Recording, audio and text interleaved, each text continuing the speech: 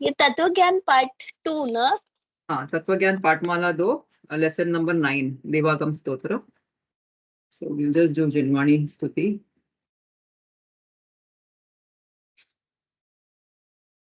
मोक्षमार्गस्य नेतारं वेतारं कर्मभूव्रतां ज्ञातारं विश्वतत्त्वानां वन्दे तद्गुणलब्धये. वन्दे तद्गुणलब्धये. जय जिनेन्द्र. ओके ओके, तो टुडे हम लोग अभी आज देवागम स्तोत्र का स्वाध्याय करेंगे. इसका मूल नाम आप्त मीमांसा भी है. तो आप्त जो वर्ड है, आप्त का वर्ड का meaning is like final authority. मिल गया? बुक मिल गया? नहीं ना.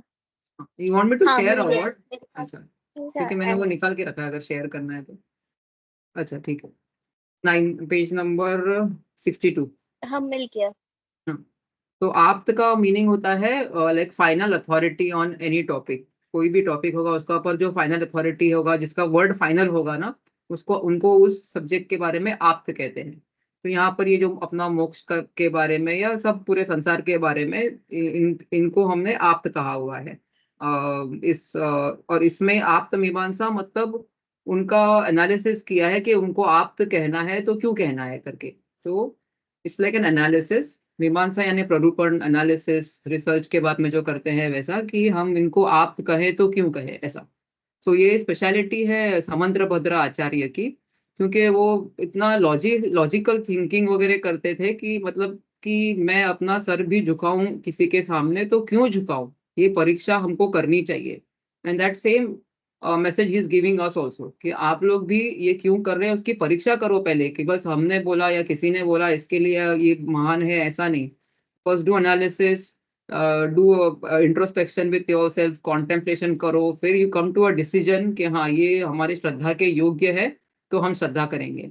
तो उसमें इसका एक सैंपल दिया है.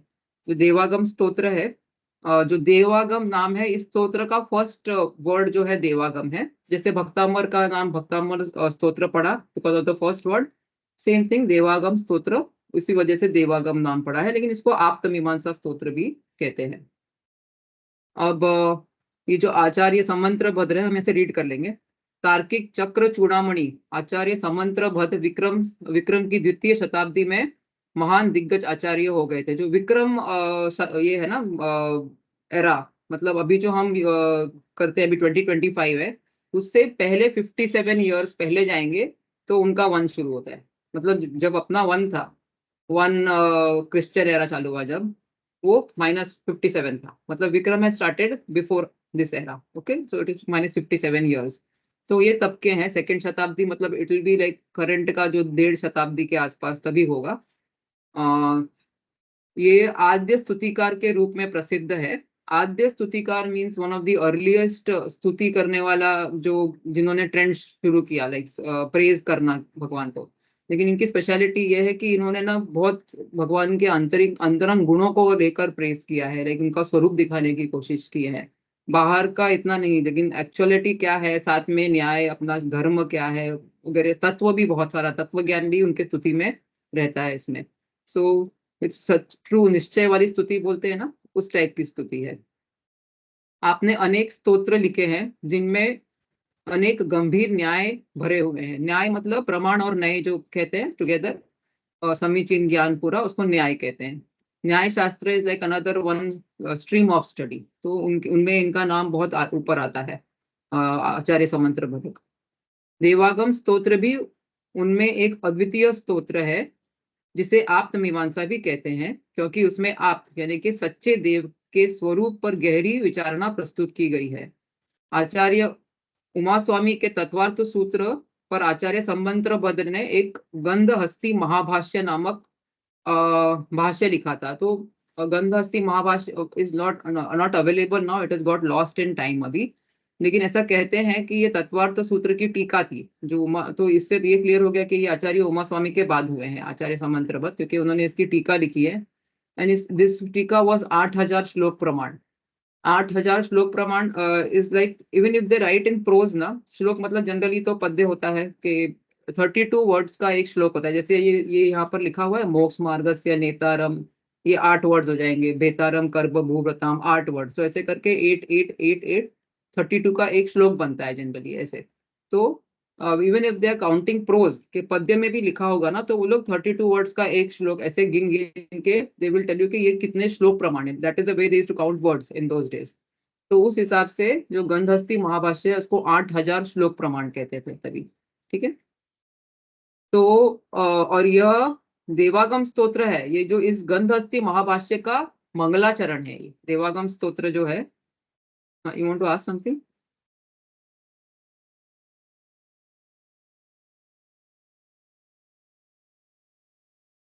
Okay,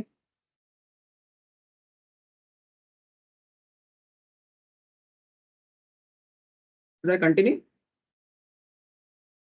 1 second.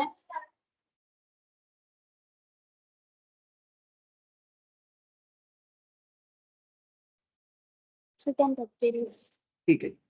तो हमको क्या समझ में आया अभी कि जो तत्वा सूत्र है जिसका नाम मोक्ष शास्त्र भी है, उनके ऊपर उस शास्त्र के ऊपर आचार्य समंत्रभट्ट ने एक टीका लिखी जिसका नाम गंधहस्ती महाभाष्य है। उस गंधहस्ती मोक्ष शास्त्र का जो तत्वा सूत्र का ये जो मंगलाचरण है ना, मोक्ष मार्गस्य नेतारम भेतारम कर्म भूव्रताम ज्ञातारम विश्व तत्वानाम वंदे तद्गुण लब्धये, इस मंगलाचरण के ऊपर इन्होंने एक मंगलाचरण लिखा जो ये है देवागम स्तोत्र। ये जो देवागम स्तोत्र है ये गंधहस्ती महाभाष्य का मंगलाचरण है, और ये मंगलाचरण खुद 114 श्लोक का है। मतलब इट इज ओनली मंगलाचरण ऑफ द ओरिजिनल दिस। तो इतना उसमें इतना उन्होंने मैटर लिखा हुआ है कि 114 श्लोक का सिर्फ मंगलाचरण है ये। ठीक है। इस स्तोत्र पर अनेक गंभीर विस्तृत टीकाएं, ये जो ऊपर संदर्भ में ये जो है ये मंगलाचरण जो है, इस paragraph I am reading after मंगलाचरण है, इस स्तोत्र पर अनेक गंभीरतम विस्तृत टीकाएं संस्कृत भाषा में लिखी गई है, जिनमें आचार्य ये जो देवागम स्तोत्र है इसकी भी टीका लिखी है, इस मंगलाचरण की जो आचार्य अकलंक देव ने लिखी है उसका नाम है अष्टशती, और वो है अष्ट यानी 8 एंड शती मीन्स 100, तो वो 800 श्लोक प्रमाण है। तो वैसे ही काउंट करते हैं वो लोग श्लोक प्रमाण, हालांकि वो प्रोज में रहेगी। और आचार्य विद्यानंदी ने इसका और विस्तार किया है, वो 8000 श्लोक प्रमाण टीका लिखी है जो है अष्ट सहस्त्री, 8000 अष्ट एंड सहस्त्री। तो इसमें ये वाले देवागम स्तोत्र में 114 छंद है। एक्चुअली यहाँ छंद लिखा है, बट इफ यू स्टडी जो टीकाएं मिलती है ना आप्तमीमांसा की, उसमें इनको कारिकाएं कहते हैं। ये संस्कृत के जो श्लोक है ना उनको कारिकाएं यहाँ पर कहते हैं, और इनको भी चैप्टर्स में डिवाइड किया है 114 श्लोक को 10 चैप्टर्स में, और वो चैप्टर्स को वो परिच्छेद कहते हैं। तो ये 114 कारिकाएं इन 10 परिच्छेद में डिवाइडेड है इसे। तो सबको यहाँ देना पर ये संभव बुक नहीं था, अवेलेबल नहीं है ना? है ना, ये वाला अवेलेबल है। ये वाला अवेलेबल? हाँ, जो मंगलाचरण है वो अष्ट अवेलेबल है, सहस्त्र। अष्ट सहस्त्री भी अवेलेबल है और अष्टशती भी अवेलेबल है। अच्छा, तो जो गंधहस्ती महाभाष्य का जो फर्स्ट थी वो जो बहुत विस्तार में है बुक, जो गंधहस्ती महाभाष्य है हाँ, वो तत्वार सूत्र की टीका है, और उसका मंगलाचरण ये है। ये मंगलाचरण इज अवेलेबल है। Available but the okay, original that, हाँ, गॉट इट मतलब गॉट इट। सोचो कि मंगलाचरण पे इतना विस्तार है, तो वो जो टीका थी उसमें तो क्या ही इंफॉर्मेशन होती थी। लेकिन अभी वो अपना नसीब, बैड बैड लक, बुरे कर्म का उदय, या और सभी आचार्यों का ऐसा ही है, कुछ अवेलेबल रहता है कुछ खो जाता है ऐसे, because they were not attach to what they wrote, तो they used to just teach and write and leave it, ऐसा। वो कहीं अपना हमारा है हमारा लेके कहीं उनका नाम भी नहीं मिलेगा आपको ऐसे। ठीक है। और ये जो आचार्य समंत्रभट्ट है ना, इनको इनको ये जो अकलंक देव है और ये आचार्य विद्यानंदी है, उन्होंने अपने बुक में जो टीका लिखी है कहीं उनका नाम वो भी लिखने को they used to hesitate, because out of respect कि हम नाम कैसे लें इतने बड़े आचार्य का, तो सिर्फ स्वामी लिखते थे। सिर्फ स्वामी ने कहा, स्वामी ने लिखा है सिर्फ उनको, तभी उस जमाने में मतलब स्वामी कहो तो मतलब it used to be equivalent to, जैसे उनका एक निकनेम जैसा हो गया था स्वामी, मतलब आचार्य समंत्रभट्ट ऐसा। तो इतना बहुत रिस्पेक्ट, मतलब इसका अर्थ भी अत्यंत गूढ़ है। तो इसके जो विशेष उसके विशेष स्पष्टीकरण को भी यहाँ अवकाश नहीं है, इसके लिए उन्होंने शॉर्ट में यहाँ पर दिया है। तो जो फर्स्ट 16 जो देवागम का 114 में से सिर्फ फर्स्ट 16 श्लोक यहाँ पर दिया है, टू गिव लाइक झलक दिखाने के लिए कि आगे का खुद इतनी अपने को क्यूरियोसिटी होनी चाहिए कि आगे क्या लिखा होगा, तो फिर खुद पढ़ो ऐसा।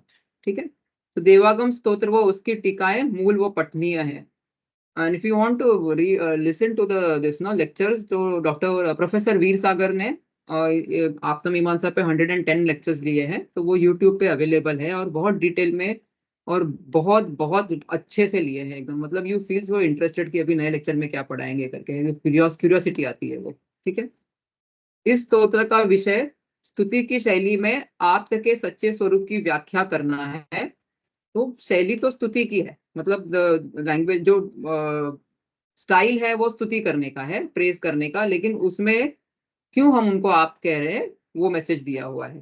ठीक है, यह व्यंग के रूप में लिखा है। इसके व्यंगार्थ को स्पष्ट करते हुए आचार्य विद्यानंदी, व्यंग यानी सटायरिकल वे में, आयरॉनिकल वे में लिखा है।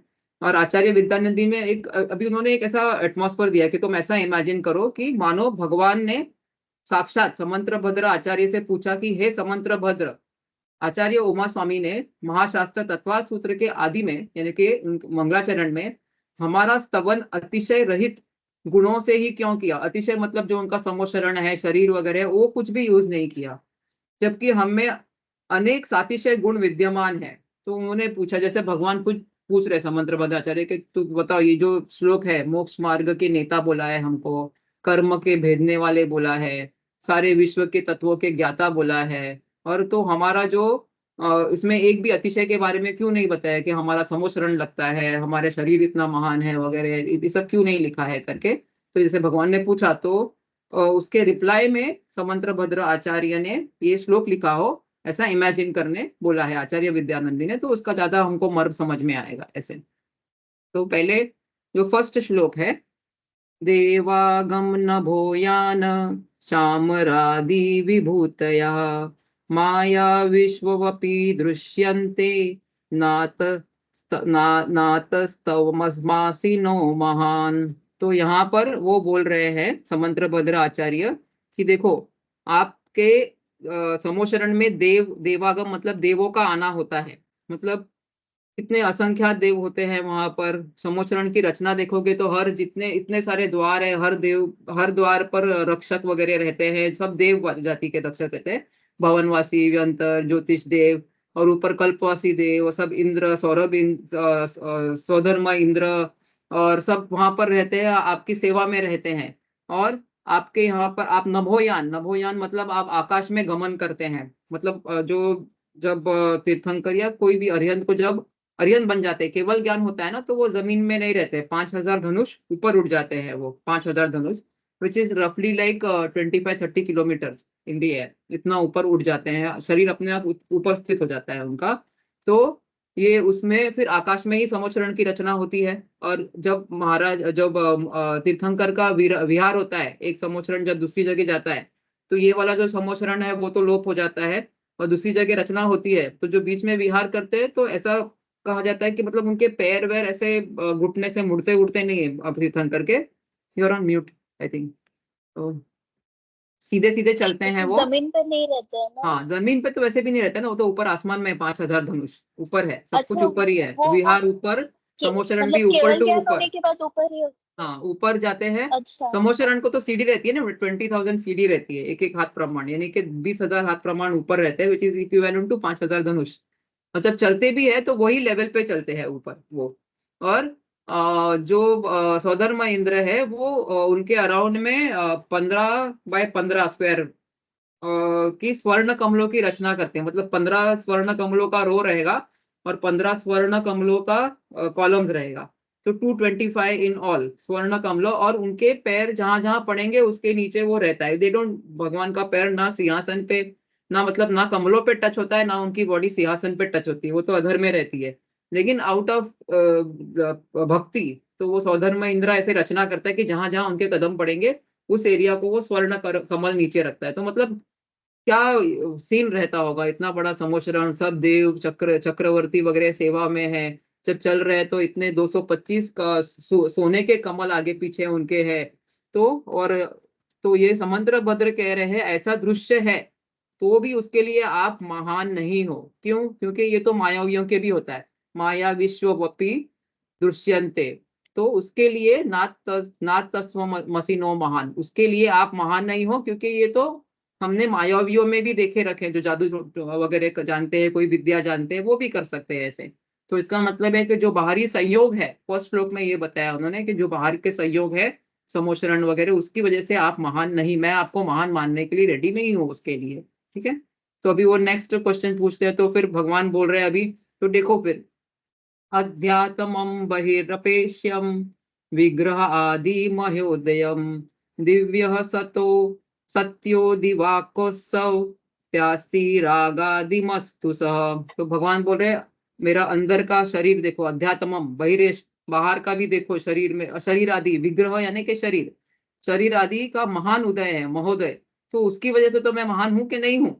तो ये क्या कह रहे हैं कि देखो, आप जो बोल रहे हैं वो दिव्य सत्य हो, ये सच सच बोल रहे हो कि आपका जो सब कुछ है वो दिव्य है वगैरह, लेकिन ये तो हमने रागादि मत्सु, राग और द्वेष कषाय वाले जो है, वो देवों में भी ऐसा शरीर देखा है, तो फिर इसके लिए भी आप महान नहीं हो। अभी देखो अध्यात्म में तो क्या क्या ले सकते हैं अपन, की भगवान का जो शरीर होता है वो सप्त बाद में परम औदारिक शरीर बन जाता है, उसमें एक भी निगोदिया जीव नहीं रहते हैं, और ना उनके बाहर में भी देखोगे तो एकदम चतुरस्र संस्थान उनका रहता है, और ब्रज विषभ नाराज सहनन रहता है, ना उनके केश बढ़ते हैं, ना उनके नाखून बढ़ते हैं, ना ही उनकी पलक झपकती है, कोई मल मूत्र नहीं निर्माण होता है उनके शरीर में। तो भगवान बोल रहे हैं तो मुझे अंदर से देख, बाहर से देख, कितना निर्मल शरीर है मेरा, और बाकी सब भी देख ले, तो उसकी वजह से तो मैं महान हूँ। तो ये कहते नहीं, तो देवों में भी तो कहाँ होता है ये सब, के ना उनके केश होते हैं, ना उनके नाखून होते हैं, उनका विक्री शरीर होता है, ना मलमूत्र होता है, ना निगोदिया जीव है, तो फिर आप उसकी वजह से भी महान नहीं। और मैं तो राग द्वेष भी होता है, तो हम मैं क्यों मानू, क्योंकि वो तो रागी द्वेषी भी होते हैं, तो इसके लिए आप इस चीज से भी महान नहीं है। तो अभी और इंटरनल आ गए, पहले तो उन्होंने बाहर के संयोग बता दिया कि इसके लिए महान नहीं हो, फिर बॉडी तक आए, उसके लिए भी आप महान नहीं हो, ये प्रूव किया अभी। तो फिर अभी नेक्स्ट, तो वो कहते कि देख कितनी भीड़ जुड़ी है मेरे सामने, क्यों? तीर्थ कुत्स तीर्थ कृत्स मयानाम च परस्पर विरोधतः सर्वेषामाप्ता नास्ति कश्चिदेव भवेद गुरु। तो मैंने ये बीच बीच का पढ़ा नहीं है, you want me to read? ये पढ़ लेते हैं फर्स्ट वाला। हे भगवान, मैंने उसका भाव नहीं। भाषण बता दिया है, it's the same thing but हाँ हाँ इट्स, हाँ, समझ गई। अच्छा तो क्या कंटिन्यूटी चली जाती है इसके लिए, ठीक है। तो वो जो बोला है वही है, ऐसे कोई अलग बात नहीं है, ठीक है। तो अभी थर्ड, अभी भगवान बोल रहे हैं समझने का ऐसे कि देखो मेरे सामने कितनी भीड़ जमा है, कितने असंख्यात लोग हैं, 12 पोस्टों में बैठे हुए हैं यहाँ पर, मेरी मेरी दिव्य ध्वनि खिलेगी वो सुनने के लिए बैठे हुए हैं। क्यों? क्योंकि मैं तीर्थ बना रहा हूँ, मैंने मेरी वजह से शास्त्र बन रहे हैं, तो इसके लिए तो मैं महान हूं कि नहीं हूं। तो वो कहते हैं कि देखो, ऐसे तो सब लोग जो जो अपना दर्शन के लोग हैं, सब अपने अपने शास्त्र बना लेते हैं, और अपने आप को घोषित कर देते हैं कि मैं आप हूँ करके, तो कि मैं इस जो भी हमने बताया उसका फाइनल अथॉरिटी मैं ही हूँ करके। लेकिन उनकी जो बातें हैं वो परस्पर में ही अपोजिंग होती है, परस्पर विरोधाभास होती है, मतलब एक बात को दूसरी बात काट देती है उनकी खुद की, या फिर उनके ही जो दो शिष्य होंगे वो आपस में लड़ रहे थे कि इन्होंने नहीं ये बोला क्या, इन्होंने वो बोला, तो फिर लेकिन आप तो जो वो है वो तो एक ही हो सकता है। तो यहाँ पर देखो, यहाँ पर लिखा है आगम के आधार एवं धर्म तीर्थ के चलाने वाले होने से भी आपकी महानता सिद्ध नहीं होती। तो कहते कि आप अपने आप को घोषित कर दो कि आपने आगम बनाया है, धर्म तीर्थ बनाया, तो भी मैं मानूंगा नहीं कि आप महान हो। क्यों? क्योंकि शास्त्रों को बनाने वाले और संप्रदाय पंथ रूप तीर्थों को चलाने वाले अनेक है, और उन सब के वचन प्राय परस्पर में विरोधी होते हैं, एक दूसरे को ही वचन जो उनके खुद के होते हैं वो अपोज करते हैं। तो परस्पर विरोधी वचनों वालों से तो आप तो हो नहीं सकते, क्योंकि आप तो जो है, जो फाइनल वर्ड है, जो फाइनल अथॉरिटी है, वो एक ही हो सकता है। कभी सब पूछते हैं कि भैया कौन हो सकता है, फिर आप तुम ही बताओ, तुमने तो हमारे सब कट कर दिए, तुमने बोला समोशरण की वजह से नहीं है, शरीर की वजह से भी भगवान महान नहीं है आपके, तो फिर ऐसी क्या बात है, तो आप महान मानोगे उनको। तो वो कहते हैं कि वीतरागी, वीतरागता और सर्वज्ञता, ये दो चीजें हैं जो महान बनाती है और जिसको किसी को आप बनाती है। तो सब पूछते हैं कि ऐसा कोई हो भी सकता है क्या जिसको वीतरागता भी हो और जो सर्वज्ञ भी हो, पूरी तरह से हर चीज को जानता हो, ऐसा कोई नहीं हो सकता करके। तो वो यहाँ पर जो है श्लोक नंबर 4 और 5 में नेक्स्ट पेज पे सामान्य सर्वज्ञ सिद्धि कहते हैं, कि मतलब उसको सामान्य से बोलते हैं कि ऐसा हो सकता है। तो उसका क्या एक्सप्लेनेशन देते हैं वो हम पढ़ेंगे। श्लोक नंबर 4, दोषावरणयोर्हानि निरशेष्यास्त अतिशयानात् क्वचित् ध्यता स्वहेतुभ्यो बहिरंतर्मलशयः।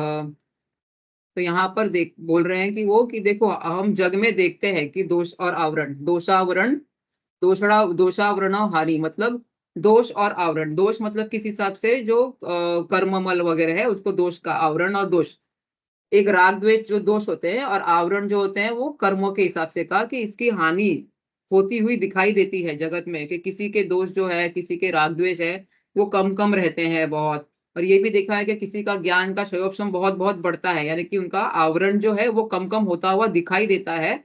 तो लॉजिकली बेसिकली निःशेषा मतलब वो खत्म भी हो सकता है। मतलब हर स्पेक्ट्रम पे दो एंड हो सकते हैं ना। अगर वो बढ़ सकता है आवरण इतना कि निगोदिया जीव में एकदम कम ज्ञान है, तो इतना भी तो कम हो सकता है वो आवरण कि सबको पूरा खुलासा हो जाए ज्ञान का। तो अदर एक्सट्रीम पे भी जा सकता है वो। तो उसका उन्होंने एग्जाम्पल दिया है, क्वचित यथा स्वहेतु। मतलब देखो यहाँ पर दिखाया, वो कहते हैं कि जो स्वर्ण वगैरह है वो कालीमा के साथ में मिलता है, सोना सोना जो रहता है वो मिक्स के साथ में ही, जो माइन से निकालते हैं सोना उसमें कीट कालीमा वगैरह रहती है। लेकिन उसको अगर अग्नि में जलाएंगे तो वो क्लीन हो जाती है, उसका अंदर का और महल वगैरह निकल जाता है। तो उसी लॉजिक से अगर हम अपने आत्मा को तप तप वगैरह की अग्नि से जलाएंगे तो उसका ये दोष और आवरण जो है, बाहर और अंतर का मल है, उसका क्षय हो जाएगा। ठीक है, देखो यहाँ पर, हे भगवान आपकी महानता तो वीतरागता और सर्वज्ञता के कारण ही है। वीतरागता और सर्वज्ञता असंभव नहीं है। कैसे? मोह राग द्वेषादि दोष, ये जो ऊपर के दोष बताए, और जो ज्ञानावरणादि आवरण है उनका संपूर्ण अभाव संभव है। क्यों? क्योंकि इनकी हानि देखी हुई देखी जाती है कि ये कम कम होते हैं तो जीरो भी हो सकते हैं करके। ऐसा जिस प्रकार लोक में अशुद्ध कनक यानी कि सोना पाषाण आदि में स्व हेतु से अर्थात अग्निपात आदि से, यानी कि उसको जलाएंगे, सोने को जला के हम शुद्ध करते हैं ना, अंतर्बाह्य मल का अभाव होकर स्वर्ण की शुद्धता होती देखी जाती है, उसी प्रकार शुद्ध उपयोग रूप ध्यान अग्नि के ताप से किसी आत्मा का दोष और आवरण की हानि होकर वितरागता और सर्वज्ञता प्रकट होना संभव है। तो वो अभी लॉजिकली बता रहे कि ऐसा हो सकता है कि कोई पूर्ण वितरागी हो और कोई पूर्ण सर्वज्ञ हो। सेकेंड वाला जो फिफ्थ वाला श्लोक है अभी नेक्स्ट वाला, उसमें भी वो और इसका लॉजिकल एक्सप्लेनेशन दे रहे हैं। सूक्ष्मांतरित दूरार्थी प्रत्यक्षः कस्यचिद्यथा अनुमेय चत्तो ज्ञादि रीति सर्वज्ञ संस्थिति। तो यहाँ पर वो बता रहे हैं कि देखो जो सूक्ष्म चीजें हैं, सूक्ष्म मतलब जैसे परमाणु है, एटम, छोटे छोटे एटम, उनको हम देख नहीं सकते बराबर। फिर जो अंतरित चीजें है, अंतरित मतलब जो काल में पहले हो गई है, जैसे राम हो गए हैं, नेमिनाथ भगवान हो गए, जो अभी हमारे काल में नहीं है, जो पहले हो चुके हैं, उनको हमने प्रत्यक्ष जाकर देखा नहीं है लेकिन हम उनको मानते हैं। और दूसरा जो दूर चीजें हैं, अगेन जैसे मेरू पर्वत वगैरह है या विदेश क्षेत्र है, उनको भी हमने पढ़ा है, देखा नहीं है। उनका हम अनुमान से अंदाजा, मतलब अनुमान से जानते हैं कि ये हो सकता है कि अगर ये स्कंद बना है तो इसमें सबसे छोटा जो पार्ट होगा वो अणु होगा करके, ये सब हम अनुमान लगा सकते हैं करके, लेकिन हमने प्रत्यक्ष देखा नहीं है उसको। वैसे ही जैसे कि अगर पहाड़ के ऊपर हमको आग दिख रही है, तो क्योंकि आग का और अग्नि का अविनाभाव संबंध है, अविनाभाव मतलब जहां जहां धुआं है, सॉरी धुआं है वहां वहां आग है, ऐसा संबंध है। तो अगर हमको पहाड़ पर धुआं दिखता है तो हम उससे अनुमान लगाते हैं कि वहां पर अग्नि होगी करके। तो वैसा ही जो हमको अनुमान से दिख रहा है वो किसी न किसी ने तो प्रत्यक्ष देखा होगा। तो वो जो प्रत्यक्ष जिस सबने जो सब देखा है, जो सूक्ष्म पदार्थों को भी देखा है, जो काल में पहले हो चुका है, अंतरित चीजों को भी जिसको ज्ञान है, और जो दूर स्थित चीजें हैं जो हमको बता रहे हैं, वो जो प्रत्यक्ष जिसने देखा है वो सर्वज्ञ है करके। ऐसा अगर इसमें कोई कहे कि ऐसा कोई नहीं हो सकता, तो अभी यहाँ पर वो इन्फॉर्मेशन नहीं है, I am just giving it from some टीका that we had read. So अगर कोई कहे कि ऐसा हो नहीं सकता, तो उनको पूछते हैं कि अच्छा आप बताओ कि अभी नहीं हो सकता या कभी नहीं हो सकता। तो वो कहेंगे अगर कि अभी नहीं हो सकता तो हम मानते हैं कि अभी हमको मेरू पर्वत नहीं दिखते हैं, कि कोई सर्वज्ञ अभी नहीं है ऐसा कहेगा तो हम कहेंगे मानते हैं चलो। लेकिन कभी नहीं हो सकता, ये बात हम अभी रखते हैं साइड में। उसको फिर पूछते हैं कि अच्छा ये बताओ कि यहाँ नहीं है सर्वज्ञ या कहीं नहीं है। अगर वो कहता है कि यहाँ नहीं है तो भी हम मानते हैं कि यहाँ नहीं है। लेकिन आप अगर कह रहे हो कि कहीं नहीं है, तो कभी नहीं हो सकता और कहीं नहीं है ऐसा अगर आप कह रहे हो, जो दूसरे न्याय के लोग हैं, जो दूसरे दर्शन के लोग हैं ना, जो अपने सर्वज्ञ को नहीं मानते हैं, उनसे ये सवाल पूछ रहे हैं। तो उनको बोल रहे कि आप किस बेसिस पे कह रहे हो कि कभी नहीं हो सकते या कहीं नहीं पे है। तो अगर आप बिना कोई प्रूफ के कह रहे हो तो हम आपकी बात नहीं मानते, क्योंकि प्रूफ चाहिए। और आप अगर कह रहे हो कि हमको पता है कि कभी नहीं हो सकता और कहीं नहीं रह सकता, तो फिर तो आप ही सर्वज्ञ हो गए ना, क्योंकि आपको सब दिख रहा है, सब काल का और सब टाइम का, तो फिर सर्वज्ञता फिर सिद्ध हो गई करके।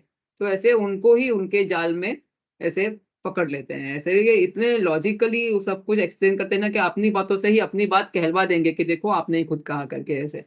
तो इसकी टीका पढ़ेंगे तो इतनी इंटरेस्टिंग है, बाकी के न्याय की बातों को कैसे, बाकी के दर्शन, नॉट न्याय, सॉरी, बाकी के जो दर्शन है, सांख्य दर्शन है, बौद्ध दर्शन वगैरह है, दूसरी फिलोसफीज है, उनकी बातों को उन्हीं के बातों से वो कट करते हैं। बताओ आप कैसे, हम तो ऐसा बोल रहे हैं करके। अगर आप हमारी बात से मान रहे हो तो ठीक है, अगर नहीं मान रहे तो आपकी बात ही आपको कट कर रही है करके ऐसे।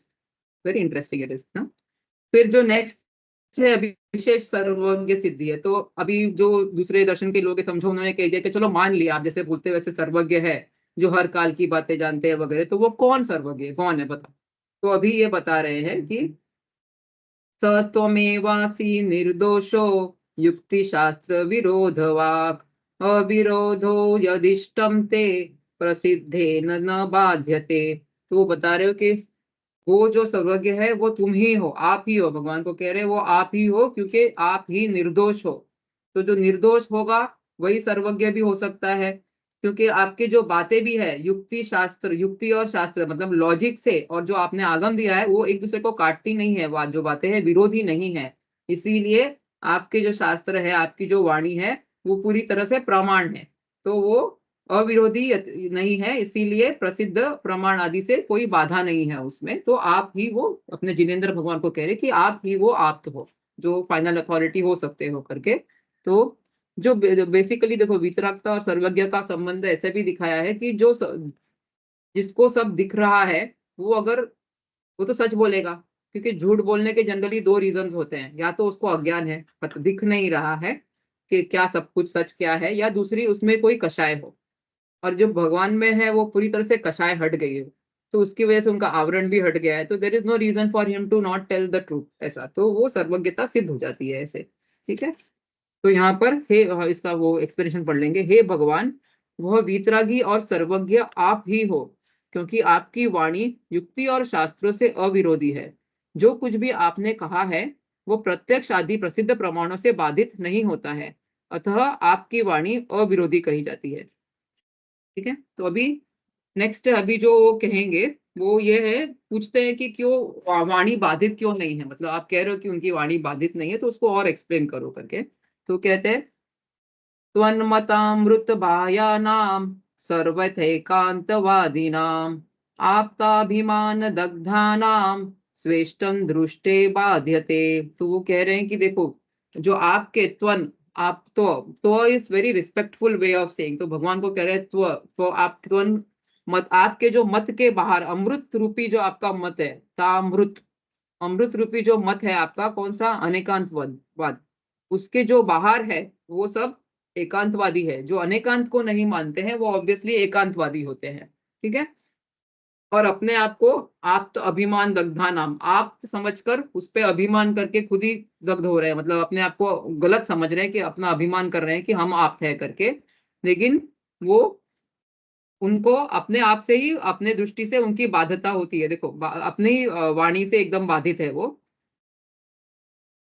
क्योंकि उनके द्वारा प्रतिपादित वस्तु स्वरूप प्रत्यक्ष आदि प्रमाणों से बाधित है। जो भी वो बोल रहे हैं वो सामने दिखाई नहीं दे रहा है ऐसा। जो अर्थव्यवस्था दिख रही है संसार की, जो कुछ भी चल रहा है, वो जो उनके बोलने में और सामने सामने अपोजिशन आ रहा है, मतलब they are not going along with that, तो वो दिख रहा है, तो ऑब्वियसली उसमें विरोध है, तो वो हम कैसे माने फिर। और वो अपने आप को भले मानते रहे हम आप तय करके, वो अपने अभिमान में दग्ध हो रहे हैं, वो गलत है करके। हे भगवान, आपके द्वारा प्रतिपादित एकांत मत रूपी अमृत से पृथक जो सर्वथा एकांतवादी लोग हैं, वे आप्त अभिमान से दग्ध है, अर्थात वे आप्त न होने पर भी मैं आप्त हूं ऐसा मानकर बैठे हुए हैं। वस्तुतः वे आप नहीं हो सकते, क्योंकि उनके द्वारा प्रतिपादित वस्तु स्वरूप प्रत्यक्ष आदि प्रमाणों से बाधित है। अभी ये अनेकांतवाद में तो जो फेमस एलिफेंट का एग्जाम्पल है वो तो सबको पता ही है ना, जो सिक्स ब्लाइंड मैन और ये तो वो बेसिकली हमारा हर चीज को दृष्टि अलग अलग नए से देखना और फिर उसको कंबाइन करना, वो प्रमाण। तो यहाँ पर बार बार प्रमाण प्रमाण आ रहा है, I am just trying to explain.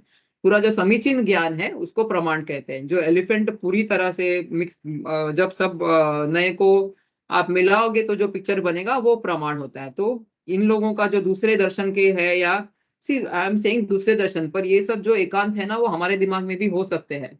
We might, there is no people of called Sankhya and all that, it is just कि किसी का मत ऐसा हो कि हम ये मानते हैं कि सब कुछ नित्य है, या कोई ऐसा मानता है कि सब कुछ क्षणिक है।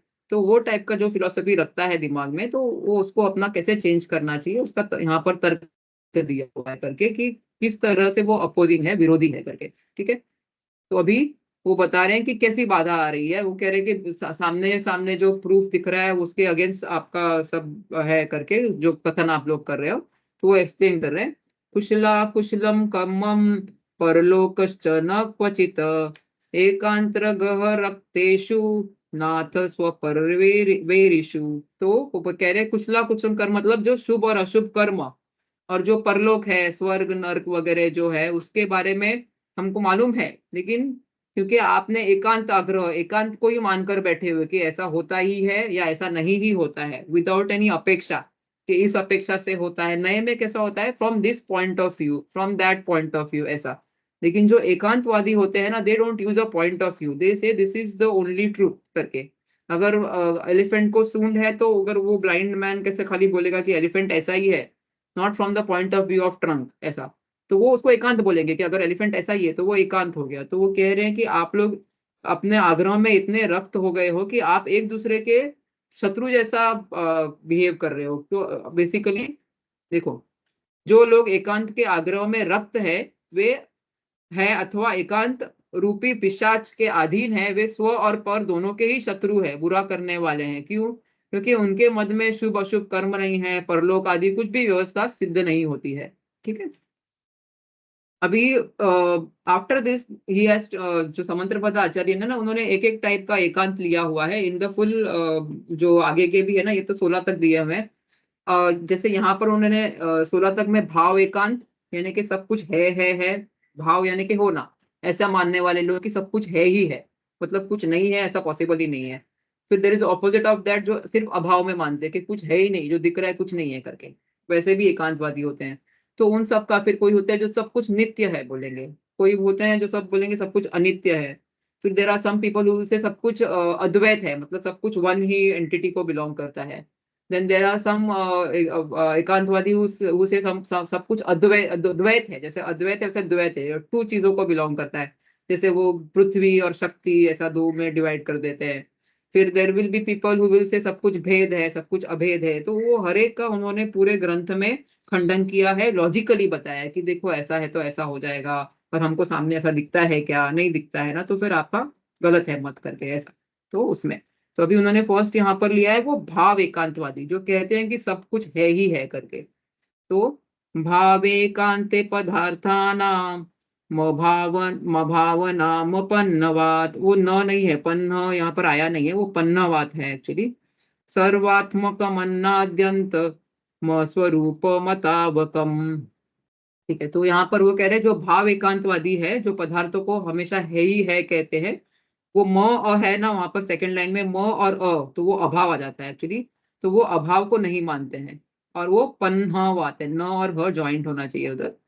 फिर सर्वात्मक कमाद्यांत म स्वरूपा मतावकम। तो यहाँ पर लिखा है, हे भगवान, पदार्थों का सर्वथा सद्भाव ही मानने पर अभावों का अभाव मानना होगा। इस प्रकार अभावों को नहीं मानने से सब पदार्थ सर्वात्मक हो जाएंगे, सर्वात्मक हो जाएंगे मतलब सभी अनादि हो जाएंगे, नहीं तो सभी अनंत हो जाएंगे। मतलब आइदर ही जो पहले से एग्जिस्ट हो रहे हैं वो वैसे ही रहेंगे, या फिर जो अभी एग्जिस्ट हो रहे हैं वो एंड ही नहीं होंगे। क्योंकि हमने अलग अलग टाइप के अभाव पढ़े हैं अभी, प्राग भाव, प्रध्वंसा भाव, तो वहां पर उसके हिसाब से उन्होंने ये बताया सर्वात्मक त्यादंत। और दूसरा जो है वो एक में मिक्स हो जाएंगे, जो हमने अनोन्या भाव अभाव पढ़ा है, इफ यू रिमेम्बर। हाँ, तो किसी को कोई भी अलग अलग नहीं रहेगा, किसी का कोई पृथक स्वरूप नहीं रहेगा, कोई एंटिटी अलग अलग नहीं रहेगा, क्योंकि अनोन्या भाव में कैसे बताया है कि पुद्गल की एक वर्तमान पर्याय पुद्गल की दूसरी वर्तमान पर्याय से भिन्न है, लेकिन मतलब अभाव मानोगे, नहीं मानोगे तो सब मिक्स हो जाएगा करके ऐसे। ठीक है, मतलब इस पुद्गल की एक पर्याय वर्तमान पर्याय का उस पुद्गल की वर्तमान पर्याय में अभाव है, ऐसा ऐसा कह रहे हैं। लेकिन ये नहीं मानने, जो भाव एकांत है ना, वो सब है मानते, वो अभाव को नहीं मानते हैं।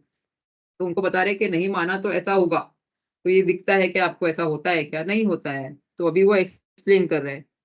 कार्य द्रव्यम अनादि स्यात् प्राग भावस्य निर्नवे प्रध्वंसस्य च धर्मस्य प्रत्यवेनांतना व्रजते है वो, व्रजते ब्र है क्या उधर, कि मैंने खुद लिख दिया, पता नहीं।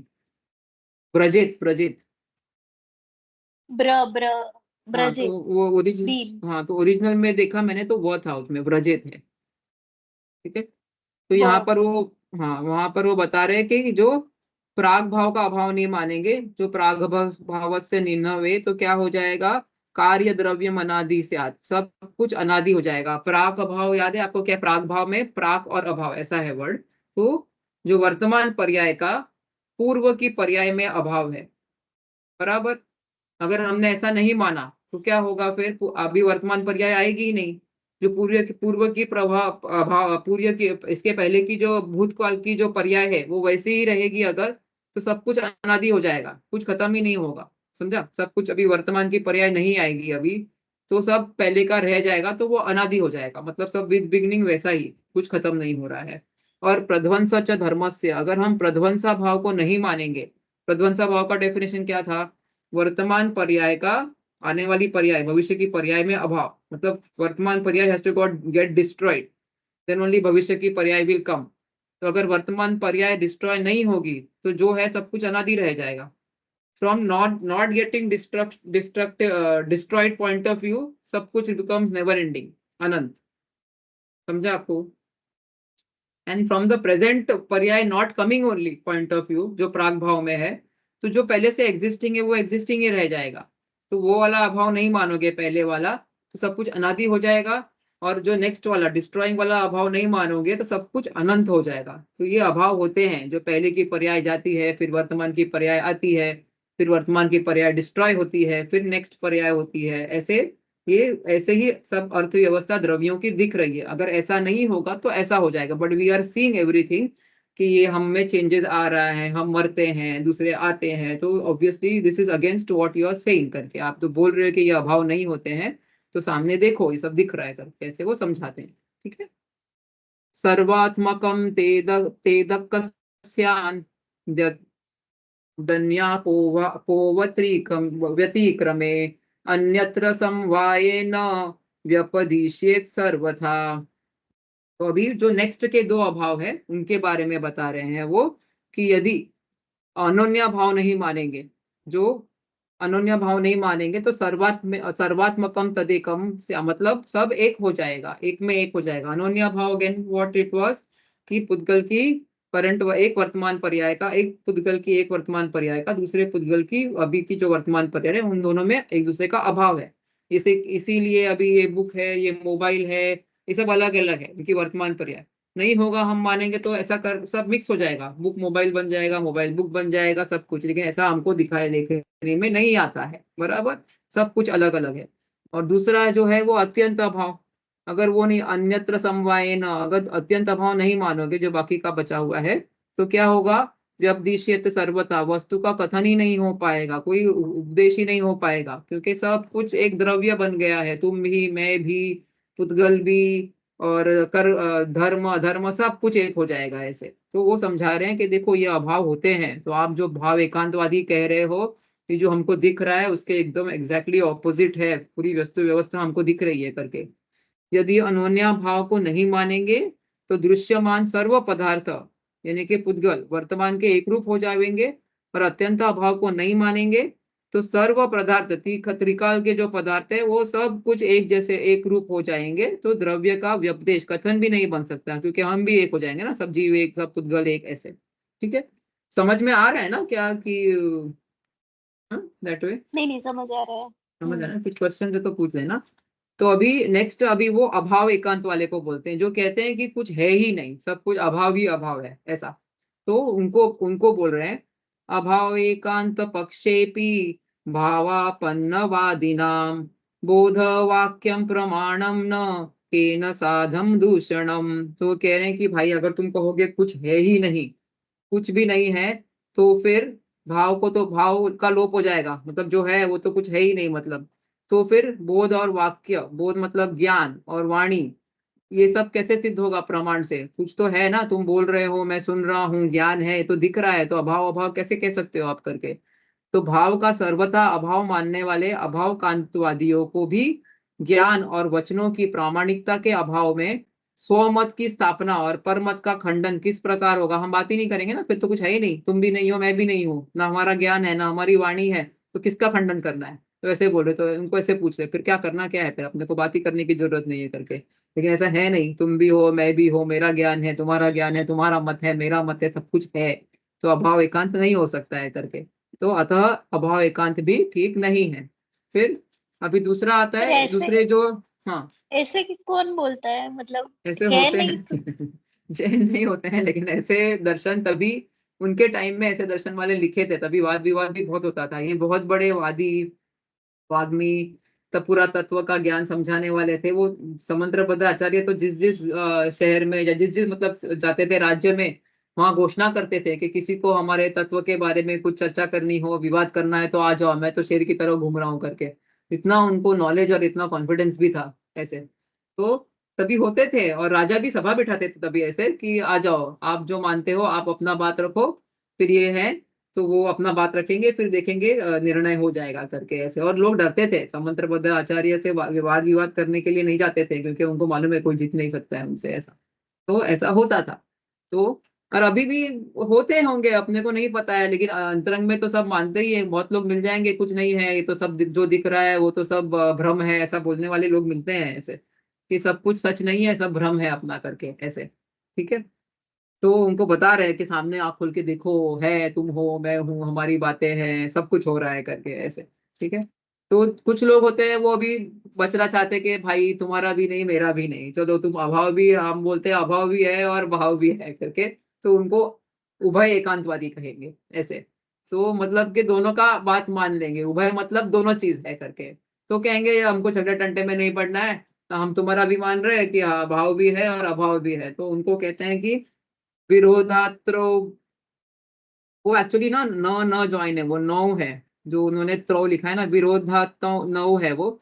वैकांत स्याद वाद्य न्याय विदिशाम अवाच्यते कांते युक्ति युक्ति नोन वाच्यमिति युज्यते। तो अभी उनको क्या कहते हैं वो, कि यदि कोई भाव एकांत और अभाव एकांत के प्राप्त दोषों से बचने के लिए, कि हम नहीं पढ़ते भाई, तो हम, और स्वाद, जो स्यादवाद को नहीं मानना चाहते, लेकिन स्यादवाद में भी हम मानते हैं कि ऐसा भी है, अभाव भी है और भाव भी है, लेकिन हम अपेक्षा लगाते हैं कि इस अपेक्षा से चीज है और इस अपेक्षा से चीज नहीं है, ऐसे कि ऐसा। तो वो जो कहते हैं कि हम तुम्हारा स्वादवाद तो नहीं मानेंगे, तुम जो बोल रहे हो कथनचित कथनचित, वो हमको नहीं सुनने का है, लेकिन हम ये मानते हैं कि चलो ये लोग बोल रहे हैं वो भी सही है, वो लोग भी बोल रहे हैं वो भी सही है। तो उनको कहते हैं कि दोनों तो परस्पर विरोधी है, आप कह रहे हो कि ये भी सही है वो भी सही है, ये तो बातें अपोजिंग है, क्योंकि आपने अपेक्षा लगाई नहीं है, और उसको फिर उभय एकांत का है। अपनी जो उभय बात है वो फ्रॉम पॉइंट ऑफ व्यू है, वो नए के हिसाब से कथनचित लगा होता है उसके आगे, from this point of view, इसके लिए हमारी बात तो सच है, लेकिन आपकी क्योंकि एकांत है, इसके लिए आपस में विरोध आती है। तो ऐसा नहीं हो सकता कि कुछ वस्तु तो है क्योंकि उन्होंने कहा, और कुछ वस्तु नहीं है क्योंकि इन्होंने कहा, अभाव वालों ने कहा, तो हम दोनों की बात मानते, तो ये गलत है, ऐसा बता रहे हैं वो। ठीक है, तो परस्पर में विरोध होने से दोनों में पृथक पृथक कथित कथित दोष आए बिना नहीं रहेंगे। और यदि उक्त परेशानी से और इससे भी बचने के लिए कुछ कहते हैं कि अरे भाई हम बात है ही नहीं, चीज अवाच्य है करके, जो भी है हम बोल ही नहीं सकते, सब चीज जो है वो अवाच्य है, मतलब वर्ड में कही नहीं जा सकती ऐसे। तो उनको कहते हैं कि अगर आप एकांत से, वो भी अवाच्य एकांत से, मतलब सब कुछ एक अवाच्य ही है ऐसा, तो उनको कहते हैं अवाच्य एकांत स्वीकार करे। तो जो आपने वर्ड बोला अवाच्य, वो वर्ड से तो उसने आपको, आपने उसको बता दिया ना कि वो वाच्य हो गई, फिर ये नहीं है, ये बात से तो हो गया ना कि ये कैसी चीज है, ये तो नहीं है करके ऐसा वाला, तो ये भी नहीं चलेगा करके ऐसे, तो उनकी बात को वापस कट कर दिया उन्होंने। तो अभी वो कहते हैं तो फिर भाई क्या है वस्तु, कैसी है, तुम ही बताओ करके। तो वो कहते हैं कथंचिते सदेष्टम सद्वेष्टम कथंचिदे सदेव तत तथोभयाम वाच्यम च नय गोत्रा, वो भी न है डबल, नय गोत्रा न सर्वथा, क्योंकि वो गोत योगाद न न दो बार आता है, न सर्वथा ऐसे। तो यहाँ पर तरह तरह दो तीन जगह पे लिखा है ना, वो मिस प्रिंटिंग है, डबल न ऐसा आता है वो। तो अतः हे भगवान, वो कह रहे कि नए आपका, योगात्र सर्वथा। नहीं वो योगात्र यहाँ पर लिखा है ना, वो एक्चुअली योगा न आता है, क्योंकि वो न आता है, योगा न न सर्वथा है, तो वो डबल न हो जाता है वहां पर ऐसे ज्वाइन ओके होकर। हाँ, योगा न सर्वथा ऐसे है वो न, तो। ओके ओके, उत्तर हाँ, हो गया। तो वो प्रिंटिंग में शायद न का त्र हो गया है। इवन नेक्स्ट वाले में भी विपर्याय सात्र लिखा है ना, तो वो भी सान न है वो, और चैत्र लिखा है, वो भी चैन न न है वो डबल ऐसे। ठीक है, तो यहाँ पर वो कह रहे हैं कि देखो, पंथ कथनचित, अभी उन्होंने फर्स्ट वर्ड लगा दिया अपना से बात का, कथनचित मतलब from this point of view, चीज जो है वो सत है, सदैव इष्टम, सत और इष्ट है।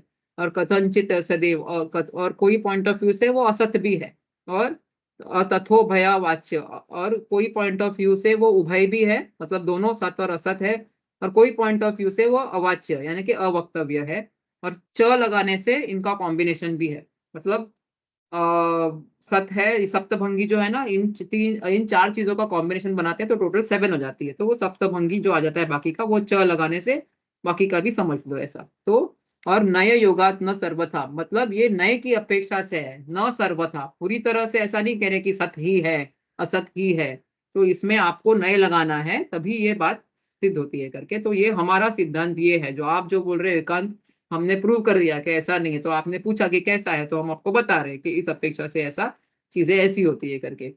अतः हे भगवान, आपका बताया वस्तु स्वरूप कथनचित सत यानी कि भाव स्वरूप है, कथनचित असत यानी कि अभाव स्वरूप है, और कथनचित उभय भाव अभाव स्वरूप है, और कथनचित अवक्तव्य है। कथनचित बाकी के तीन नए लगाए अभी, कथनचित सत अवक्तव्य है, कथनचित असत अवक्तव्य है, और कथनचित सत असत अवक्तव्य है। तो यह सप्तभंग नयों की अपेक्षा से है, सर्वथा नहीं है, इसके लिए वो नय योगान न सर्वथा ऐसे, मतलब ये नए की अपेक्षा से हम लगाएंगे तब हम कह सकते हैं वो सत ही है, इस अपेक्षा से सत ही है। लेकिन हम अगर सर्वथा बोल देंगे ऐसे कि नहीं, चाहे अपेक्षा नहीं लगानी है, ये चीज सत ही है हमेशा, ये चीज हमेशा असत ही है, तो जब हमेशा लगाएंगे तो वो रॉन्ग हो जाता है। तो हमने यहाँ पर नए लगाया, इसके लिए ये बातें सच है करके। ठीक है, आया तो ख्याल वो में? भगवान को मतलब अपने भगवान को बोल रहे हैं ना वो। नहीं, अपने भगवान को तो पहले उन्होंने फर्स्ट सीन में बताया कि मैं आपको क्यों नहीं मानूंगा, ये सब चीजों की वजह हाँ, से, शरीर की फिर वजह से नहीं, बाकी। सम्मोचरण की वजह से नहीं, तीर्थ बनाया, शास्त्र बनाया, उसके लिए नहीं मानूंगा। तो बाकी अभी दूसरे नए नए के लोगों ने बोला कि क्यों मानोगे फिर, तो कहता है सर्वज्ञ और वितरागता। तो उन्होंने पूछा कि ऐसा कुछ होता भी है क्या, सर्वज्ञता वगैरह। तो फोर्थ और फिफ्थ में उन्होंने श्लोक में उन्होंने सामान्य सर्वज्ञ सिद्ध किया कि हम देखते हैं कि दोष आवरण का धीरे धीरे हानि होती है, तो वो जीरो हो सकता है, यानी कि वो पूरी तरह से जा सकता है, तो सर्वज्ञ कोई हो सकता है। फिर उन्होंने उसके बाद 5वें नंबर श्लोक में बताया कि जो सूक्ष्म पदार्थ है वो किसी को तो दिखते होंगे, जो पहले के काल के, वो किसी को तो पता होंगे, और जो दूर चीजें हैं क्षेत्र से भी, वो हमको नहीं दिखती है, लेकिन किसी के तो प्रत्यक्ष है। कैसे? क्योंकि धुआं दिखता है, वहां अग्नि है, किसी ने बोला है, तो वो किसी के प्रत्यक्ष है, तो वो जो प्रत्यक्ष है, किसी न किसी के प्रत्यक्ष है, वो सर्वज्ञ है। और वो मैंने आपको बताया भी ना कि वो सर्वज्ञ सिद्धि कैसे की, कि अगर आप बोल रहे हो सर्वज्ञता नहीं है, तो आप ही सर्वज्ञ हो गए फिर, यानी कि किसी ना किसी को तो पता है वो। तो फिर आगे वो अभी अलग अलग एकांतों का ये कर रहे हैं, खंडन कर रहे हैं। और खंडन पहले की। उन्होंने बताया कि दूसरों का मत क्यों रॉन्ग है, वो बताया ना उन्होंने कि सर जो बाकी के लोग हैं वो हाँ, अनेकांत वाले नहीं है, एकांत वाले हैं, तो उन दोनों की आपस की बात में ही विरोध आ रहा है, इसके लिए वो उनका मत रॉन्ग है करके। कैसे दिख रहा है, सामने कर्म दिख रहे हैं, सब स्वर्ग वगैरह की बातें हमको मालूम है वगैरह, तो वो लोग ये सब नहीं मानते, तो व्यवस्था कैसे चलेगी? ये जो मर रहे हैं लोग सामने, वो कहाँ जा रहे हैं, नहीं आ रहे हैं जीव, वो कहाँ से आ रहे हैं, कुछ व्यवस्था फिर ठीक नहीं बैठती है उसमें। फिर उन्होंने एक एक एकांतवादियों को एक एक पॉइंट से क्लियर किया कि सुनो, आप लोग कह रहे हो, आप लोग अभी इधर आओ, अभी भगवान से बात नहीं कर रहे हैं, अभी वो जो दूसरे दर्शन, जो दूसरे एकांत का फिलोसफी लेके बैठे हुए हैं, उनसे उनको समझा रहे हैं कि जो आप बोल रहे हो कि सब कुछ है ही है, तो आप अभाव नहीं मानते हो क्योंकि आप भाव ही मानते हो। तो आप अभाव नहीं मानते हो तो प्राग भाव नहीं मानते हो, प्रध्वंसा भाव नहीं मानते हो, अनन्या भाव नहीं मानते हो, अत्यंता भाव नहीं मानते हो, तो उसकी वजह से क्या क्या गड़बड़ हो जाएगी वो उन्होंने समझाया कि सब कुछ अनादि हो जाएगा, सब कुछ अनंत हो जाएगा, सब कुछ मिक्स हो जाएगा एक दूसरे में, और सब कुछ तीनों काल में सब सब जो द्रव्य है वो भी एक हो जाएंगे। यहाँ तक समझाया उन्होंने भाव एकांतवादियों को। फिर उसके आगे जो श्लोक नंबर 12 में उन्होंने अभाव एकांतवादियों को किया कि अगर सब कुछ अभाव है तो तुम कौन हो, मैं कौन हूँ, हमारी बातें क्या है, हमारा ज्ञान क्या है, हम क्यों कर रहे हो डिस्कशन, फिर कुछ है ही नहीं तो, लेकिन हम है ना, तो फिर आपकी बात भी गलत है। फिर श्लोक नंबर 13 में उन्होंने उभय एकांतवादियों को बोला कि आप कहते हो कि कुछ है भी और कुछ नहीं भी है, तो ये रॉन्ग है, ऐसा नहीं हो सकता कि कुछ चीजें है और कुछ चीजें नहीं है, ये तो आपस में विरोधी बातें हो गई क्योंकि आपने नहीं नहीं लगाया है उसमें। फिर कुछ चीजें कोई बोलते हैं अवाच्य एकांतवादी, हम बोलेंगे ही नहीं, आप इतना हमको सुना रहे हैं, हम बोलेंगे सब कुछ अवाच्य है। तो कह रहे कि आप जो बोल रहे हैं सब कुछ अवाच्य है, उससे तो वाच्य हो गया फिर कि ये जो चीज है उसके बारे में कुछ कह नहीं सकते, तो इसी से आपने बता दिया उसके बारे में, तो आपका भी गलत हो गया क्योंकि आप लोग नए नहीं लगा रहे हो। आप हर एक लोग जो अगर नए लगाओगे तो आपकी बात सिद्ध होगी। तो उनको बता रहे कैसे, तो कैसे में उन्होंने बताया कि कथनचित सत्य है, कथनचित असत्य है, कथनचित सत असत्य है, और कथनचित अवाच्य है, और उसके एक्सटेंशन से कथनचित सत अवाच्य अवक्तव्य है, कथनचित असत अवक्तव्य है, और कथनचित सत असत अवक्तव्य है। ऐसे आया इतना तक ख्याल में? अभी श्लोक नंबर 15 पे जाएंगे हम। सदैव सर्वं को नेच्छेत स्वरूपादि चतुष्टयात् असदैव विपर्यासान्न चैन चैन व्यवतिष्ठते। तो इसमें वो बता रहे हो कि देखो, सर्व सब कुछ जो है वो स्वरूप चतुष्टय, स्वरूपादि चतुष्टय जो बताया ना, उसमें स्व चतुष्टय मतलब स्वद्रव्य, स्व क्षेत्र, स्वकाल और स्वभाव, इन चारों चीजों से तो जो भी चीज है वो अपने स्वरूप में स्थित है, बराबर। मतलब जैसे अगर मैं हूं, मैं अपने अभी प्रेजेंट द्रव्य में हूं, यहाँ पर ही हूँ, और स्व क्षेत्र, मैं अभी इस रूम में इस चेयर पे बैठी हूँ, मेरा क्षेत्र हो गया। इस काल में मतलब जो भी डेट और टाइम में मैं अभी हूँ, और मेरे भाव में, जीव भाव में जो भी है मैं अभी हूँ उसमें, तो मैं अपने आप में हूँ, ये तो सबको सिद्ध है। और इसी वजह से मैं आप में नहीं हूँ, आपके काल में जो पिछला काल था उसमें नहीं हूँ, तो सब सब जो चीज है वह स्व चतुष्टय से सत्य है अपने आप में। जब ये चारों एस्पेक्ट से हम देखते हैं तो वो है, और जब दूसरे के एस्पेक्ट से हम देखते हैं कि पर द्रव्य, पर भाव, पर क्षेत्र, पर काल, उसकी अपेक्षा से वो असत हो जाती है। तो उनको एक्सप्लेन कर रहे हैं कि हम किस अपेक्षा से बोल रहे हैं कि वो सत है और किस अपेक्षा से बोल रहे हैं कि वो असत है करके। तो स्वरूपादि चतुष्टय यानी कि सद्रव्य, स्व क्षेत्र, स्व काल और स्वभाव की अपेक्षा से वस्तु के सद्भाव को कौन स्वीकार नहीं करेगा, उसी प्रकार पर रूप, पर चतुष्टय यानी कि पर द्रव्य, पर क्षेत्र, पर काल और पर भाव की अपेक्षा से कौन अभाव को स्वीकार नहीं करेगा। मतलब हम तो ये देख ही रहे हैं ना कि हम यहाँ पर है तो हम कहीं और नहीं है, पर में नहीं है, पर क्षेत्र पर काल में नहीं है करके। तो ये तो हम जो बोल रहे हैं वो तो सामने सामने दिख रहा है वस्तु स्वरूप कैसा। अर्थात प्रत्येक बुद्धिमान व्यक्ति स्वीकार करेगा ही, यदि कोई न करे तो उसके विचार अनुसार वस्तु व्यवस्था सिद्ध नहीं होगी, क्योंकि ऐसा दिख रहा है कि ऐसा नहीं होता है जो आप बोल रहे हो। तो सब क्या होता है, ऐसे भी एकांतवादी होते हैं जो कहते हैं कि सब ब्रह्म जो है परमात्मा और हम एक ही है करके। तो परमात्मा अगर हम है तो हम कौन है, फिर ऐसा हो जाता है ना। तो हम हमारा स्व चतुष्टय कहाँ जाएगा अगर हम उनमें आ जाएंगे, उनका पर चतुष्टय में, तो हमारी क्या आइडेंटिटी रह जाती है। ऐसे तो उनको भी बताते हैं। कहीं कहीं शून्यवादी भी होते हैं, तो सब कुछ भी नहीं है, सिर्फ शून्य है करके। तो उनको कहते हैं लेकिन तो शून्य तो है ना, तो फिर कुछ भी कैसे नहीं हो सकता है करके ऐसे। तो ठीक है, तो आगे का श्लोक नंबर 16। क्रमार्पित द्वाद्य द्वैत्वम सहावाच्यम शक्तितः अवक्तव्योत्तराशेषा त्रयो भंगा स्वहेतुत। अभी वो बता रहे हैं कि जो हम उभय हम कह रहे हैं, उभय उन्होंने ऊपर के 15 नंबर में सत क्या है और असत क्या है वो बताया, बराबर।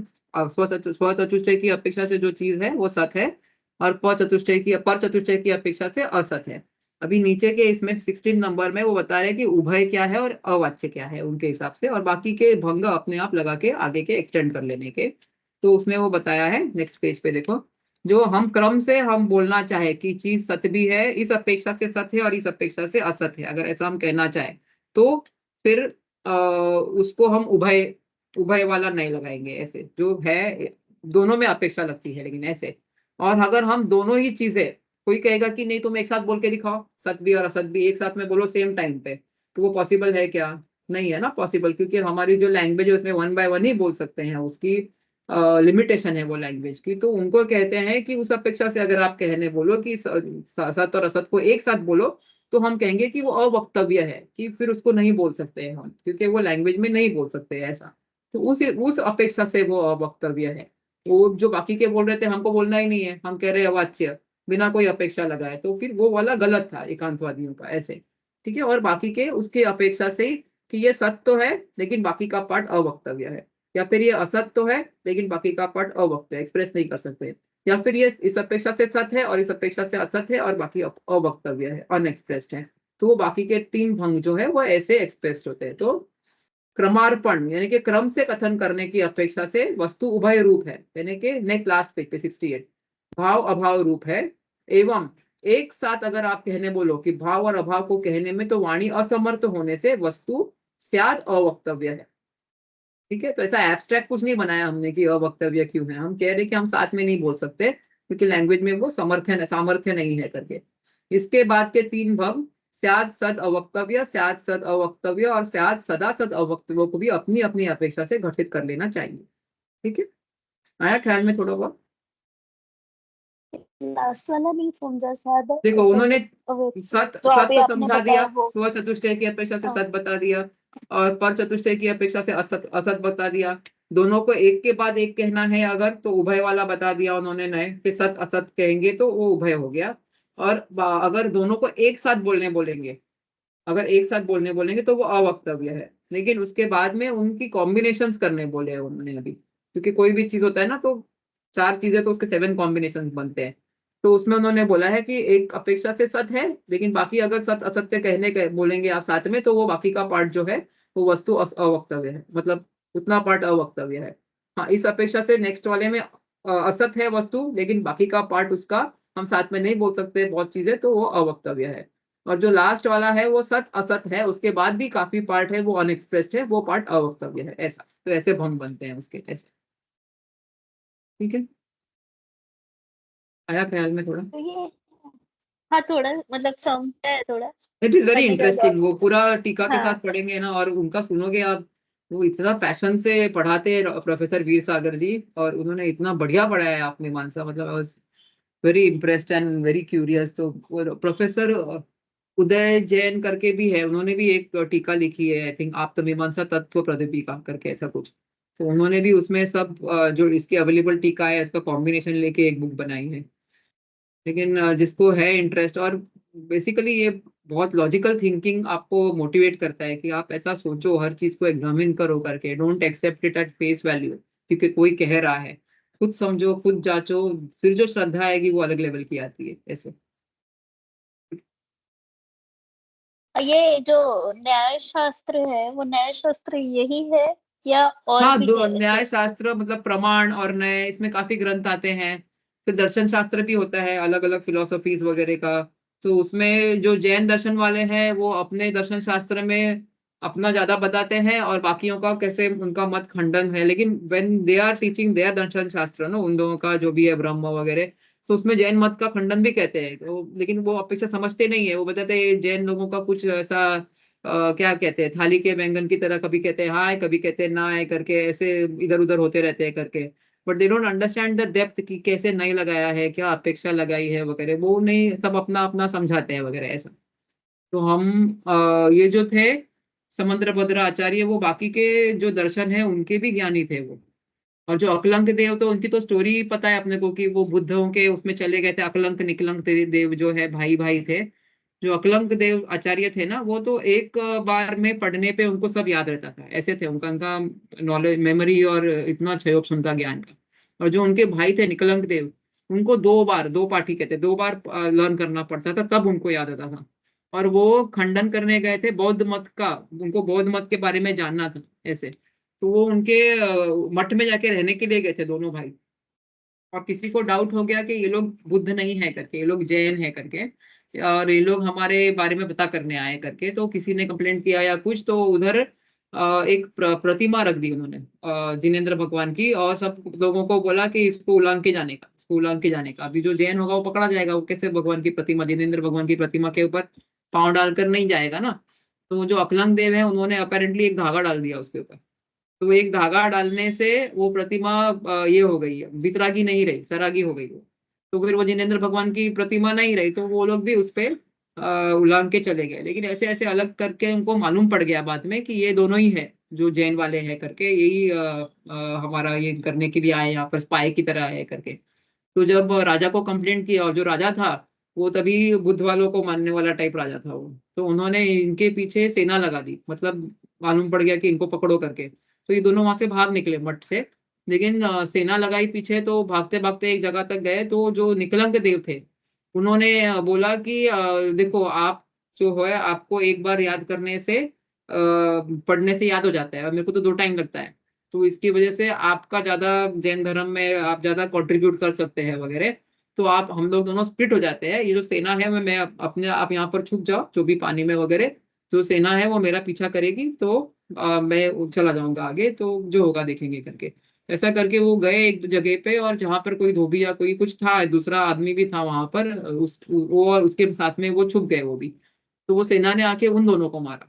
अकलंग देव तो रह गए, लेकिन वो दोनों की डेथ हो गई उसकी वजह से। तो मतलब कितना जैन धर्म के प्रति उनका ये था कि अपनी जान की भी उन्होंने परवाह नहीं की निकलंग देव ने। और अकलंग देव को भी मतलब इतने दर्शनों का ज्ञान था इसकी वजह से, तो उन्होंने भी इस शास्त्र इतने से 114 के बदले में उन्होंने उसके ऊपर 800 श्लोक प्रमाण उसकी ये लिखी है, टीका लिखी है। और जो आचार्य जिन्होंने अष्टशास्त्री लिखी, वो भी खुद ब्राह्मण थे, ऐसा स्टोरी है उनका भी, वो भी खुद ब्राह्मण थे, और वो कोई मंदिर के बाहर से गुजर रहे थे जहां पर ये देवागम स्तोत्र का कोई, पुराने जमाने में जैसे अभी अपन भक्तांबर पाठ पढ़ते हैं ना, वैसे देवागम स्तोत्र का भी मंदिरों में पाठ होता था ऐसे। तो वहां कोई पाठ कर रहा था, तो उन्होंने थोड़ा बहुत सुना, तो उनको ऐसे इंटरेस्टिंग लगा, तो वो अंदर जाके जो भक्त पढ़ रहा था उसको पूछा उन्होंने कि ये क्या पढ़ रहे हो आप, देवागम क्या है, मतलब ये क्या स्तोत्र है, उसका एक्सप्लेन करो हमको क्या है वगैरह। तो वो जो वो था, वो हम बोला हमको नहीं मालूम है, हमको तो सब लोग बोलते लर्न करके बोलने का, सो हम भी बोल रहे हैं करके ऐसे। जैसे काफी लोग अभी भक्तंबर भी तो ऐसे ही पढ़ते हैं ना, आधे लोगों को तो मीनिंग मालूम नहीं होता है उसका, लेकिन करते हैं उसका ऐसा, जितना भी पुण्य हो या शुभ भाव हो उसके हिसाब से। तो वो ऐसे ही पढ़ रहा था, उनको इंटरेस्ट आया, उन्होंने पूरा पढ़ा और इतने इम्प्रेस हो गए, तो उन्होंने मुनि जैन दीक्षा लिया उसके बाद में। और फिर समंतभद्र आचार्य के इसके ऊपर उन्होंने पूरी टीका लिखी है, अष्टशास्त्री ऐसे। तो मतलब अन्य मत से रिलेटेड नहीं रहता है धर्म, बेसिकली जिसको बात समझ में आ गई उसको समझ में आ गई, ऐसा है। तो, yeah, मैं अभी मंगलाचरण करती हूँ, फिर रिकॉर्डिंग बंद करती हूँ पहले, ठीक है। निज निधि निज में बताई, यह अनंत उपकार है, इसके लिए जिन वाणी माँ को वंदना शत बार है।